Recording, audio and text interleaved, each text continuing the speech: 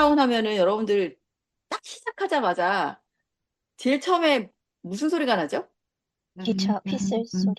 네, 빰빰빰 이렇게 나오면서 그 다음에 이제 배우가 첫 노래를 하는데 첫 마디가 어이 이렇게 제가 잘 못해서 그러는데 어이 이렇게 소리를 지릅니다. 근데 정말 넋 놓고 그냥 아 이게 뭐 하는 거지 이렇게 집중을 하고 있다가 갑자기 어이 그러면 정말 굉장히 집중을 딱 하게 되거든요. 그래서 한국에서 강홍석 배우님 봤을 때도 멋지다 이런 생각을 했는데 제가 한국 버전을 보고 너무 브로드웨이 버전이 궁금해서 영상을 찾아봤더니 흑인 할아버지가 안드레드 쉴즈라는 할아버지가 나오셔가지고 어이 하는데 이 어이의 수준이 다르더라고요. 정말 저는 소름이 진짜 쫙 끼치는데 그 미국의 뉴올리언즈 재즈의 그 맛이 정말 아주 깊이 뱃속에서부터 나오는 그 녹아든 그런 소리? 그걸로 딱 시작을 하시는데 정말 너무 감동이었고 이게 또 공연을 한참 할 때 코로나를 맞이하게 돼서 사실 공연이 좀 중단이 됐었어요. 그때 이때 이제 레이첼 차브킨도 그 뒤에 공연을 못 하는 줄 알았다라고 인터뷰를 하기도 했는데 그때 이제 멈추고 다시 오픈을 하는 장면이 또 이게 유튜브 영상으로 나온 게 있더라고요. 그래서 사람들이 셧다운을 했다가 다시 공연장에 다 모여서 막 숨죽이고 있다가 이 할아버지가 어이 하니까 정말 그때 우리와 같은 박수로 이 새로운 공연의 제너레이션 시작이 되는 그 느낌이 와, 진짜 막 저는 영상으로 보는데도 막 눈물이 날 지경으로 정말 너무 감동적으로 그 영상을 찍어서 올려놨더라고요. 그래서 이 할아버지 정말 대단하다. 우리나라에서는 이런 할아버지 캐스팅을 안 한 이유가 뭘까? 안 계셔서 그, 그런가? 네, 네. 제가 19년도에 가서 그걸 봤습니다. 그 공연을. 얘기 좀 해주세요. 정말 그 부럽습니다. 안드레드 실즈 우리 할아버지가 딱 나오시는 순간 그냥 객석은 그냥 완전히 익사이티드 된 상태가 됩니다. 와, 나오셔서 처음에 그 오인 하시기 전에 이 컵스 버튼 이렇게 한번 이렇게 하시거든요. 이거부터 벌써 객석이 쓰러져요. 요거 한번 하는데 그 아우라가 굉장한 아우라를 그 한 몇 초 사이에 본 것 같아요.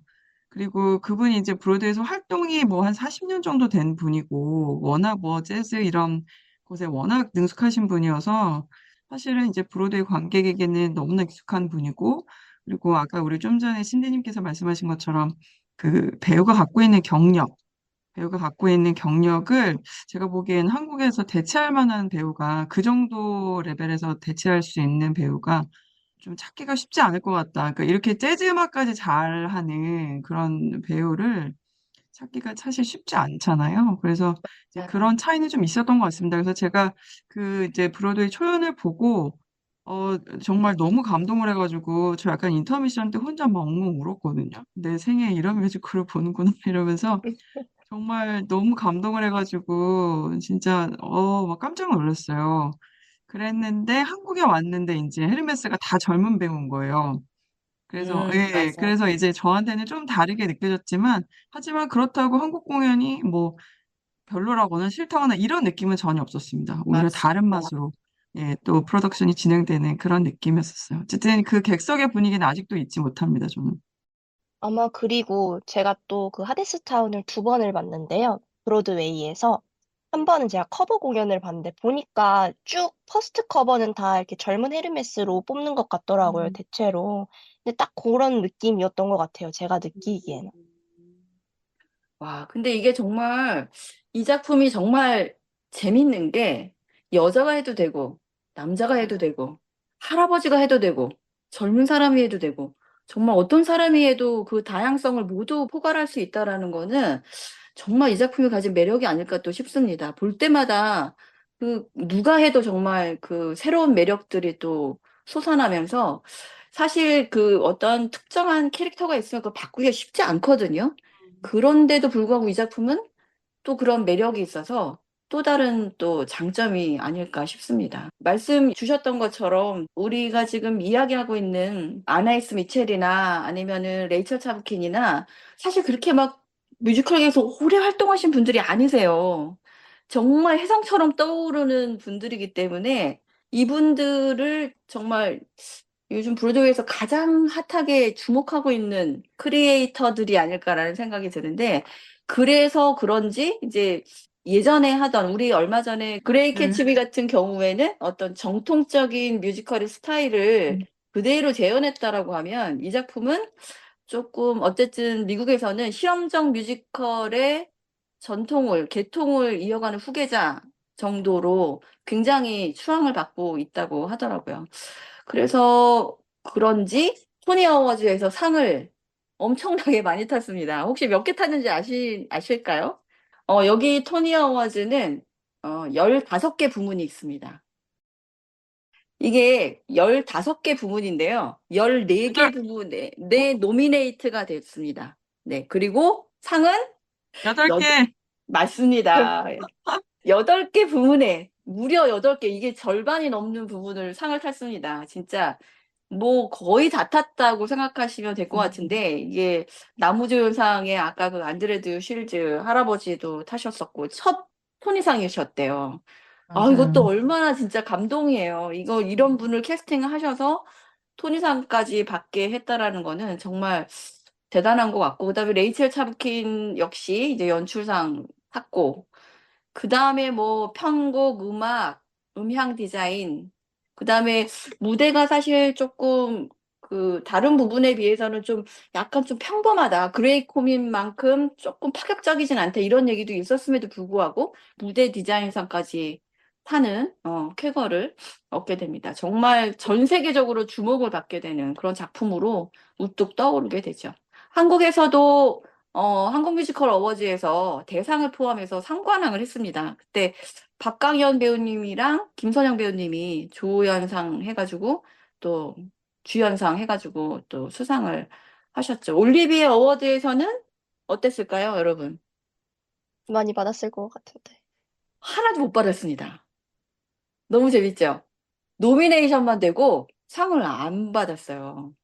이게 참 좀 흥미로운 부분인 건데, 이게 이제 영국에서 바라보는 어떤 뮤지컬의 스타일?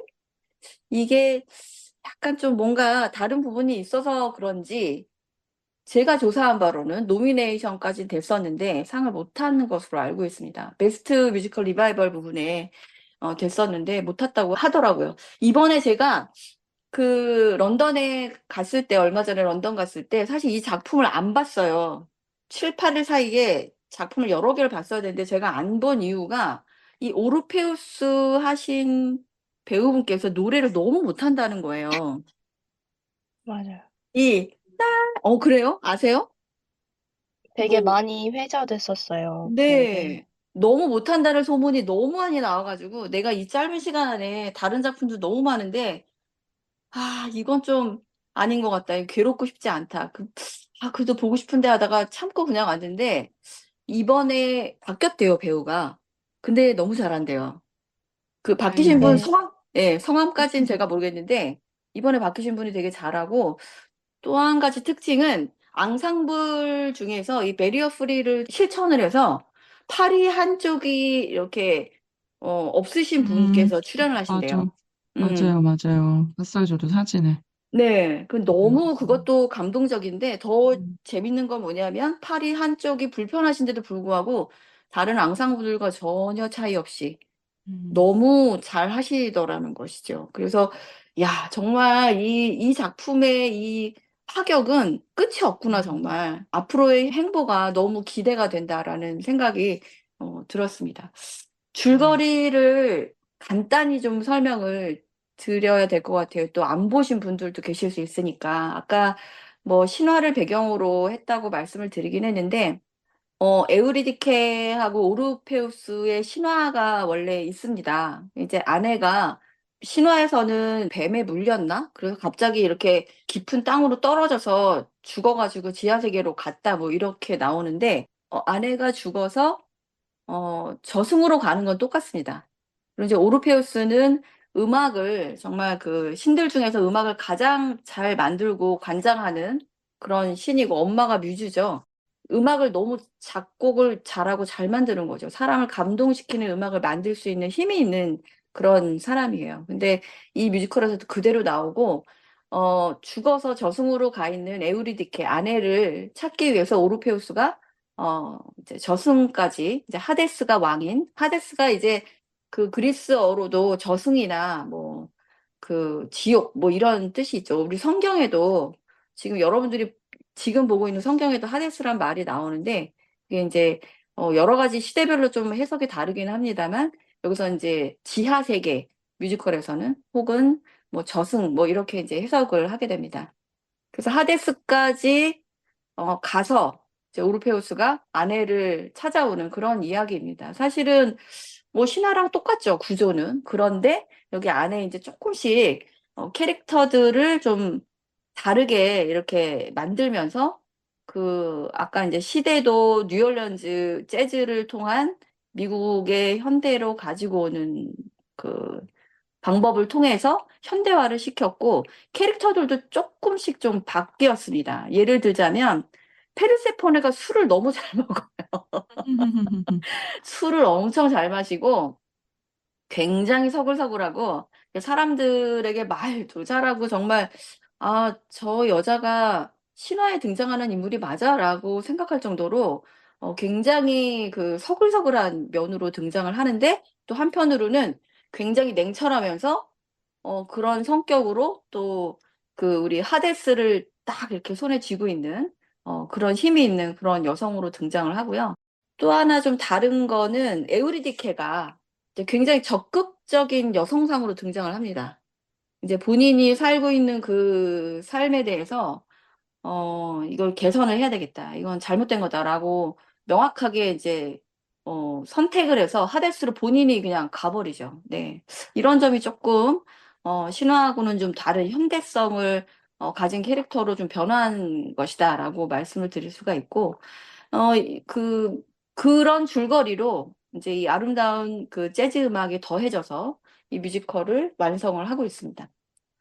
작품의 뭐 주제로 좀 보자면 사실 이게 굉장히 레이어가 다양하고 깊어서 너무 매력적입니다. 그러니까 예를 들어서 아까 말씀드렸듯이 망가진 어떤 중년 부부, 그다음에 이제 새롭게 사랑을 시작하는 청년 커플, 이게 이제 굉장히 그 원형적이고 혹은 깊은 어떤 이미지를 저희한테 전달을 하고 있거든요. 근데 이게 다 우리 지금 삶에 그대로 존재하고 있기 때문에 거기서 공감대가 제일 많이 이제 오는 것 같고요. 그다음에 이게 좀 계절이 되게 중요한 작품이에요. 여름, 가을, 겨울, 그리고 다시 봄 이렇게 이어지는 그 순환되는 과정 속에서 우리가 이제 어떤 사랑도 다시 시작하고 다시 순환하고 다시 도전할 수 있는 그런 존재. 우리 삶도 마찬가지고 뭐 이런 것들을 좀 논하는 그런 부분이 있고 또 흥미로운 부분은 사실은 이게 좀 어떤 빈부의 격차라든가 혹은 우리 이제 민주주의 사회에서 어떤 권력을 가진 사람과 이제 저항하는 사람들과의 관계 이런 정치적인 부분들도 내포를 하고 있습니다. 그래서 우리가 지금 예를 들어서 페르세포네와 그다음에 그 하데스 같은 경우에는 권력을 가진 사람이라고 할 수 있지만 사실 에우리디케나 우리 오르페우스는 가진 것이 없고 그래도 희망을 갖고 열심히 살려고 노력하는 우리 서민들의 모습을 보여주고 있다라고 생각할 수 있거든요. 근데 중요한 건 절대로 이 구조를 넘어설 수 없다는 것이죠. 도전은 하지만 넘어설 수 없다라고 딱 잘라버립니다. 저는 그게 사실 보면서 가슴이 약간 서늘한 느낌도 들긴 했는데 그걸 어디서 알 수 있냐면 이게 오르페우스가 굉장히 애절한 노래를 과거에 사랑했던 그 마음을 하데스가 되살릴 수 있는 이런 노래를 부름에도 불구하고 노래를 불렀는데도 불구하고 아 이제 돌아가라라고 승인하지 않습니다. 거기서 고민을 하죠. 이걸 보내야 돼 말아야 돼라고 거기서까지도 권력을 절대로 놓지 않는 모습을 보여줌으로 인해서 야, 이게 참 무섭구나, 이 작품이. 라는 생각이 들었고, 보내면서도 옵션을 걸죠. 가다가 절대 뒤돌아보지 말아라. 라는 옵션을 거는 거죠. 그리고 이제 아까 그 헤르메스 같은 경우에는 사실 신화 속에서 이 하데스의 전령사라고 해서 이렇게 전달을 하거나 메신저 역할을 하거나 이런 원래 존재거든요. 여기서 드라마에서도 거의 비슷한 역할을 하고 있는데, 이 헤르메스의 말에 귀를 기울이면 작품이 굉장히 재밌습니다. 근데 중간중간에 정말 그 필요하다고 생각하는 모든 얘기들을 막 던져주는 거예요. 그래서 아, 이게 참 무섭구나, 이 작품이. 라는 생각이 들었고, 보내면서도 옵션을 걸죠. 가다가 절대 뒤돌아보지 말아라. 라는 옵션을 거는 거죠. 그리고 이제 서근서근 돌아다니면서 다 해주고 있는데 이때도 딱 얘기를 하죠. 절대 뒤돌아보지 말고 앞만 보고 믿음을 갖고 가라라는 이야기를 하면서 이게 이제 사랑의 신뢰가 어느 정도 되는지를 시험을 하는 과정인 거잖아요. 원형 모델을 써서 앞에서 이제 오르페우스가 걸어가고 에우리디케가 쫓아가는 이 장면이 굉장히 몰입도가 높습니다. 거의 어두워지면서 진짜 극장안이 거의 어둑어둑 얼굴만 잠깐 보일랑 말랑 할 정도로 어두워지는데 진짜 저도 이번에 보면서 객석이 정말 수월적이고 저거 진짜 보지 말아야 되는 볼 때마다 보지 말아야 되는데 볼 걸 알면서도 근데 사실 이 신화를 모르는 사람은 없고요. 제가 보기에는 모르는 맞습니다. 사람 없고 신화 자체가 맞습니다. 스포일러기 때문에 사실 공연을 볼 때도 뭐 에브리바디 모든 관객이 다 결말을 알고 있다고 저는 생각합니다. 근데 그럼에도 불구하고 이렇게 객석에서 숨을 죽일 수 있는 것은 이 작품이 갖고 있는 정말 풍부한 연극성, 이 무대에서 구현한 바로 그것 때문에 저는 모두가 숨을 죽이게 된다고 생각하거든요. 특히 조명이 저는 너무 좋은데 하데스타운이 맞습니다. 조명이 주는 심도, 이 극의 심도가 좀 전에 말씀하신 것처럼 이 실루엣만 겨우 보이는 느낌으로 이렇게 둘이 가는 걸 표현하는데 그때 또 음악이 쿵쿵쿵 이러면서 진짜 심장이 터질 것 같은 느낌이잖아요. 맞습니다. 맞습니다. 그래서 결국 우리는 그렇게 보는 것 같아요. 아, 언제쯤 돌아볼까? 약간 그런 느낌으로 저는 봤던 것 같거든요. 그리고 맞습니다. 너무 가슴이 터지는 줄 알았어요. 그 모먼트.